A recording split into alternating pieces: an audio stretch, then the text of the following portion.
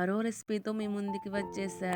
ఈరోజు మనము ఒక సింపుల్ రెసిపీ చేసేసుకుందాం. దానికి కావాల్సిన ఈ 3 ఇంగ్రీడియెంట్స్ ఒక గిన్నె తీసుకొని దాంట్లో మనము రాగి పిండి వేసుకొని దాంట్లో కొంచెం వాటర్ పోసేసుకొని ఒక పిండి ముద్దలాగా కలుపుకోవాలి.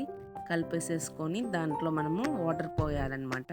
వాటర్ పోసేసి ఇంకా దాంట్లో మనము మొత్తం మిక్స్ చేసి మనం పక్కకు ఉంచుకోవాలి కాసేపు. లైక్ 10 మినిట్స్ అట్లా ఉంచుకోవాలి. ఆలోపు మనం స్టవ్ వెలిగించుకొని దానిపైన మనము బెల్లం కరిగించుకోవాలన్నమాట. అన్నది పాకం రావాల్సిన అవసరం లేదు. జస్ట్ బెల్లం మెల్ట్ అయ్యి కరిగిపోతే చాలు. దాన్ని మనం వేరే దాంట్లో మనం స్ట్రెయిన్ చేసుకోవాలి. ఎటువంటి నలకలు లేకుండా దాన్ని స్ట్రెయిన్ చేసుకొని మరిగించుకున్న తర్వాత మనము ఇలాచీ పౌడర్ యాడ్ చేసేసుకోవాలి. మనం కలిపి పెట్టుకున్న రాగి పిండి వాటర్ని మనము యాడ్ చేసేసుకోవాలి.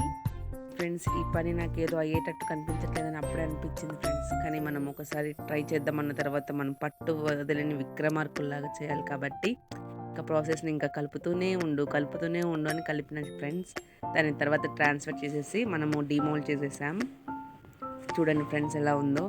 బాగానే ఉంది జల్లీగా, కానీ టేస్ట్ పరంగానే ఏదో దెబ్బ కొట్టింది ఫ్రెండ్స్. కానీ మీరు కూడా ఇలా ట్రై చేయకండి. అయినప్పటికీ మీ సపోర్ట్ నాకు అంతే ఉండాలి. ఇంకా లైక్ చేయండి, షేర్ చేయండి, సబ్స్క్రైబ్ చేసేసుకోండి. Bye friends.